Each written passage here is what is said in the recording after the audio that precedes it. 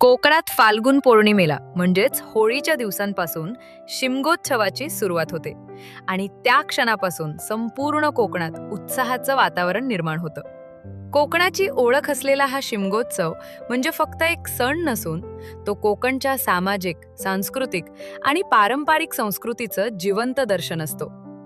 शेकडो वर्षांची परंपरा जपत प्रत्येक कोकणी माणूस या उत्सवात सहभागी होतो.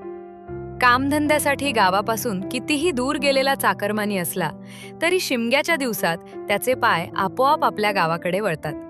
कारण हा सण असतो आपल्या मातीशी पुन्हा एकदा जोडला जाण्याचा. रत्नागिरीसह संपूर्ण कोकणात हा उत्सव 5 ते 15 दिवस साजरा केला जातो, तर काही गावांमध्ये तो महिना ते 2 महिनेही चालतो. प्रथेप्रमाणे फाल्गुन शुद्ध द्वादशी, त्रयोदशी किंवा पौर्णिमेला होळीचा मुख्य दिवस असतो. या दिवशी गावातील ग्रामस्थ जंगलात जातात, होळीसाठी एक पवित्र झाड निश्चित करण्यासाठी. काही ठिकाणी शेवरीचं झाड, काही ठिकाणी आंब्याचं, तर काही ठिकाणी पोफळी किंवा सुरमाडाचं झाड निवडलं जातं. त्या झाडाची विधीपूर्वक पूजा केली जाते आणि ढोल, ताशा आणि पारंपरिक वाद्यांच्या गजरात ते झाड गावात आणलं जातं. गावात वर्षानुवर्ष ठरलेल्या पवित्र जागेवर हे झाड उभारलं जातं. ही जागा कधीही बदलत नाही, कारण ती गावाच्या श्रद्धेचं प्रतीक असते.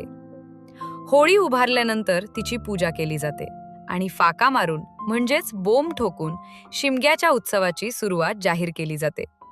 आणि जेव्हा होळी पेटते तेव्हा त्या ज्वालेसोबत पेटतो कोकणाच्या परंपरेचा, श्रद्धेचा आणि एकतेचा अखंड दीप, जो पिढ्यानपिढ्या आजही तेवढ्याच भक्तिभावाने जपला जात आहे.